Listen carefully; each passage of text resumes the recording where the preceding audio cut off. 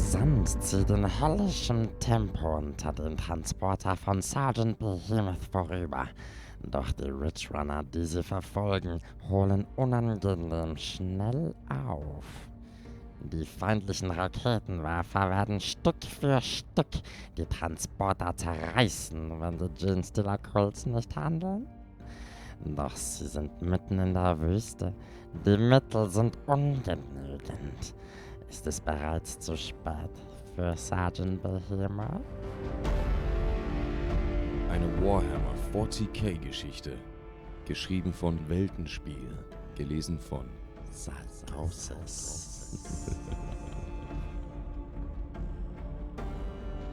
Die schweren Maschinenkanonen der Scorpius Dune Rider ratterten ununterbrochen, während sie kräftige Geschosse ausspuckten, die mit rasender Geschwindigkeit auf die genauso rasenden Ridge Runners zuflogen und tiefe Dellen in ihrer Panzerung hinterließen und ab und an dafür sorgten, dass Qualm und Rauch oder lautes Kreischen der Motoren aus der Maschinerie der schnellen Fahrzeuge aufstiegen.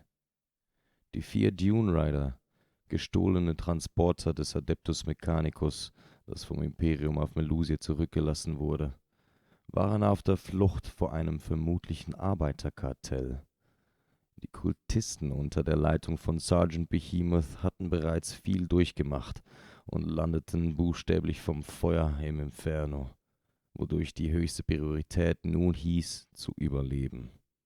Doch dies gestaltete sich unweigerlich schwierig, denn die schnellen Ridge Runner waren mit Raketenwerfern ausgestattet, die selbst den gepanzerten Dune Rider ordentlich schaden konnten. Das Feuer, das Sergeant Behemoth nun erwiderte, sollte das rasante Aufrücken des Feindes verhindern, doch die Ridge Runner schienen gepanzert genug, um den Beschuss ohne große Probleme einzustecken. Im Transporter vor ihm saß Sergeant Elena Cyphus, die sich mittlerweile selbst an den Geschützturm gesetzt hatte und präzise auf die Ridge Runner feuerte, wobei sie versuchte, die ungeschützten Stellen des Raketenwerfers zu treffen, der zweifellos die größte Gefahr darstellte. Doch die Ridge Runner zischten geschickt und völlig unbeschwert über die Dünen, und trotz ihrer Kriegserfahrung konnte die Sergeant den Raketenwerfer nicht beschädigen. Zur selben Zeit duckten sich die Kultisten im offenen Transporter hinter die Wände, um sich vor den feindlichen Geschossen zu schützen. Sie griff zum Voxgerät, um eine Verbindung zu Behemoth herzustellen. Behemoth, wenn diese Raketenwerfer noch einmal feuern, dann ist ein nächster Transporter ein verdammter Haufen Asche.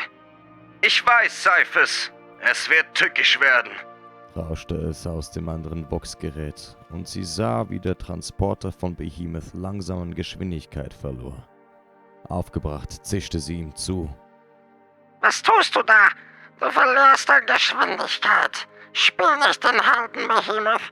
Die Männer und Frauen vertrauen dir. Dein Martyrium sorgt nur für unser aller Untergang. Doch Behemoth antwortete nicht mehr.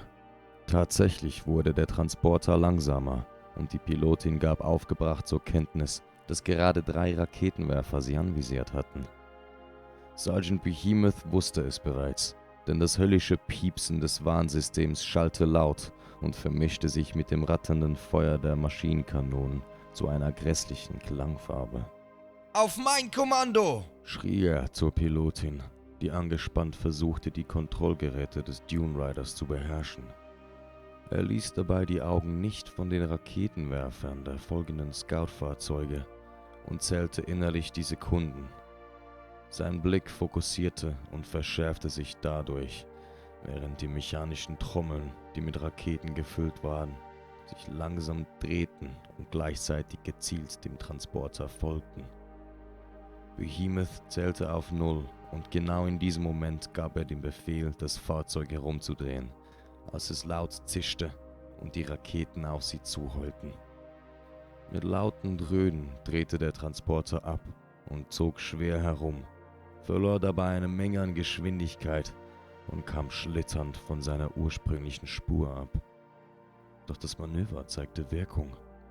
Die Raketen zischten nur wenige Meter am schlitternden Fahrzeug vorbei und verschwanden im Sand, wo sie sich kurz danach in laute, aufbrausende Geysire verwandelten, die heißen Sand in den Himmel spuckten.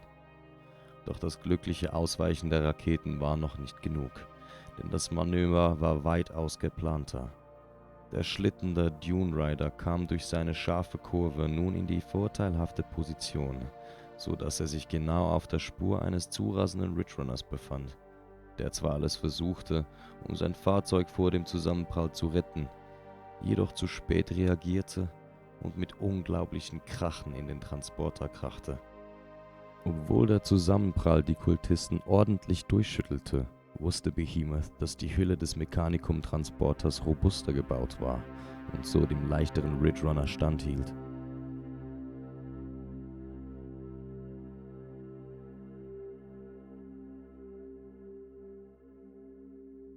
Als der Staub sich langsam gelegt hatte und die ersten seiner Gefährten sich vom Schock erholt hatten, stürmten sie aus dem demolierten Transporter und stürmten sogleich die Führerkabine des Ridge Runners.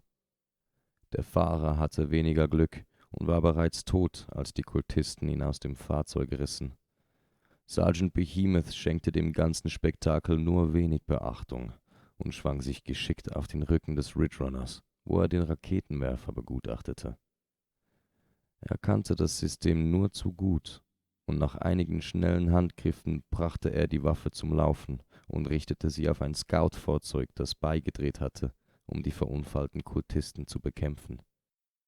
Doch der Sergeant drückte bereits ab, und in einem lauten Feuerball verschwand das Fahrzeug. Der letzte Ridge Runner erkannte das unglückliche Schicksal seiner Kameraden und sah, wie in der Ferne die restlichen Transporter beidrehten, um dem gestrandeten Dune Rider zu helfen. So drehte er ab, und mit zischendem Tempo verschwand er in den staubigen Dünen.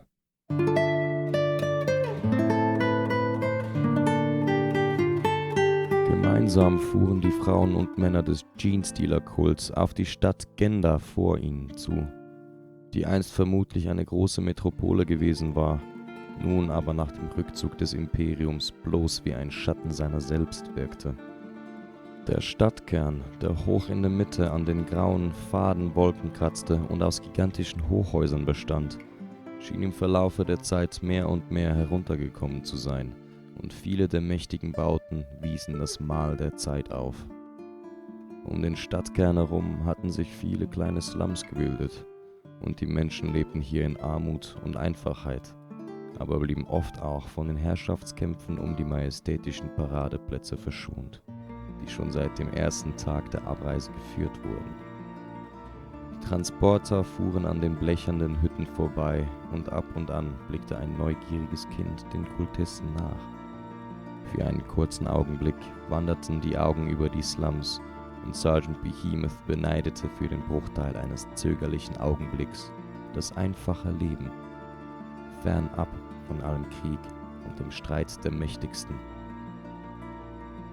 Doch er blinzelte und die Gedanken verschwanden, denn er wusste, dass dies nicht sein Leben war und die Galaxie und diejenigen, für die er kämpfte, ihn noch brauchen würden. Er forderte über das Vox-Gerät seine Gefährten dazu auf, ihre Waffen nachzuladen und sich bereit zu machen, denn mit jedem Moment, der verstrich, näherten sich die Transporter der Stadt und so auch dem Lärm, der unaufhörlich aus den unendlichen Straßenkämpfen erklang. Es lag eine potenzielle neue Heimat vor ihnen. Doch Sergeant Behemoth wusste, dass dieser neue Anfang, der aus unzähligen Chancen und auch Gefahren bestand, sich hart erkämpft werden musste. Er war bereit, um auf Melusia zu kämpfen, für seine Gefährten, für den vierarmigen Imperator.